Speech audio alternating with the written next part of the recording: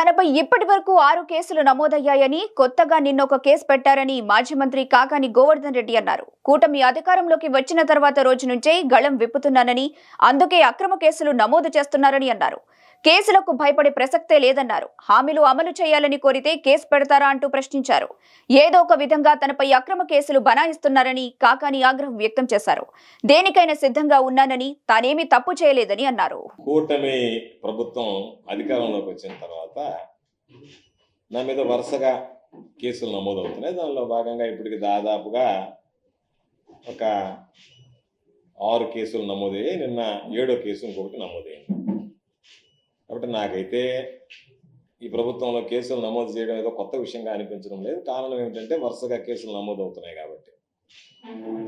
నేను జూన్ 4వ తేదీ ఎలక్షన్ రిజల్ట్ వస్తే జూన్ 5వ తేదీనే విలేకరుల సమావేశం పెట్టి మాట్లాడాను. ఆ రోజు నుంచి వైఎస్ఆర్ కాంగ్రెస్ పార్టీ పక్షాన మా గళం విప్పుతున్నాం. తెలుగుదేశం పార్టీకి సంబంధించినటువంటి ఏదైనా చేసేటువంటి ఈ విధ్వంసాలను ఎప్పటికప్పుడు ప్రశ్నిస్తున్నాం.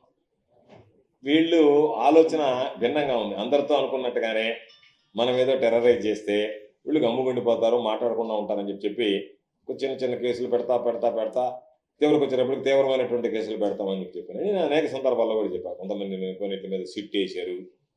కేసులకి, అరెస్టులకి, జైళ్ళకి భయపడేటువంటి వాళ్ళం కాదు. కాబట్టి అటువంటి బెదిరింపులకి భయపడేటువంటి ప్రసక్తి ఉండదు.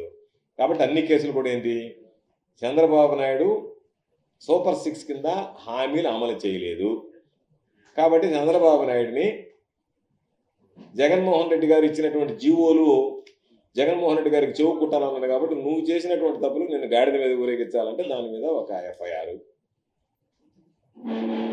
బెల్ట్ షాపులు సోమిరెడ్డి దోచుకుంటా ఉంటే షాప్ కొట్టు, డబ్బులు కొట్టు, షాప్ కొట్టు అనుకుంటా. దాన్ని పెడితే అయ్యా నువ్వు డబ్బులు కొట్టు, షాప్ పెట్టు అన్నావు కాబట్టి దాని మీద ఒక FIR నమోదు. పోలీసులు ఈ సమాజంలో భిన్నమైనటువంటి వాళ్ళు, మిగతా వాళ్ళందరూ వేసుకోకుండా అందరూ కాకి ప్యాంటు, కాకి షర్టు, టోపీ పెట్టుకోలేదు.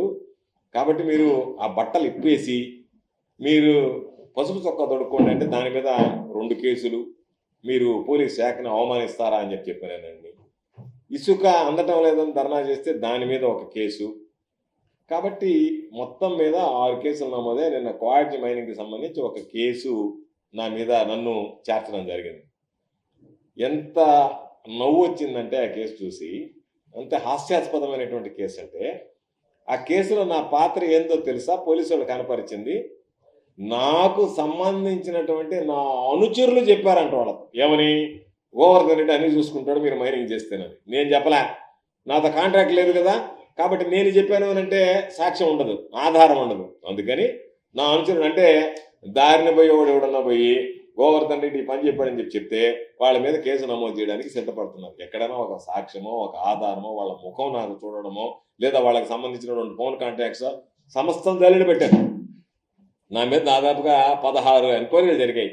విజిలెన్స్ ఎంక్వైరీలు అయితే ఎంతవరకు ఎక్కడ ఏదో దొరకబడినప్పటికి ఇప్పుడు ఏం చేశారు, దొరుకుతుందేమో అని చూశారు. 1 సంవత్సరం అయిపోయింది. తప్పుడు కేసులు బనాయించడానికి ప్రయత్నం చేస్తున్నారు. కాబట్టి తప్పుడు కేసు అనేటువంటి దానికి స్పష్టమైనటువంటి ఆధారాలు నేను ఒకటే అడుగుతున్నా. కన్ఫెషన్ స్టేట్మెంట్ అనేటువంటిది చెల్లదు అని పలుమార్లు సుప్రీంకోర్టు చెప్పడం జరిగింది. వాళ్ళని తీసుకెళ్ళేది, తెల్లగాయతల మీద సంతకాలు పెట్టించేది, అమ్మని దాని మీద టైప్ చేయించుకునేది. ఇది ఎందుకు చెప్పానంటే ఆ కేసులో ఏమని రాశారు ఒకసారి ఆ కేసు చూడండి. పంపించినటువంటి రిమాండ్ రిపోర్ట్లో నన్ను A4గా చేర్చేటప్పుడు ఏం రాశారు, ఎవడో పొదలకూరుకి సంబంధించినటువంటి 2 పిల్లలు మేము చూసుకుంటాము గోవర్ధన్ రెడ్డి విషయంలో అని చెప్పన్నారు. అంతే, ఇంకేం లేదు. అంటే ఈయన పాత్ర ఉందా, పాత్ర లేదా, ఏం చేశాడు, ఏం లే. వాళ్ళు భరోసా ఇచ్చారంట నా తరఫున ఏదన్నా ఉంటే మేము గోవర్ధన్ రెడ్డి అనుచరులమి, మేము చూసుకుంటామని చెప్పి. అందుకని గోవర్ధన్ రెడ్డి మొత్తం అంటే ఏదో ఒక విధంగా కేసు పెట్టాలని ఆలోచన ఉంది. కాబట్టి మీరు పెట్టుకోండి, ఇబ్బంది ఏం లేదు.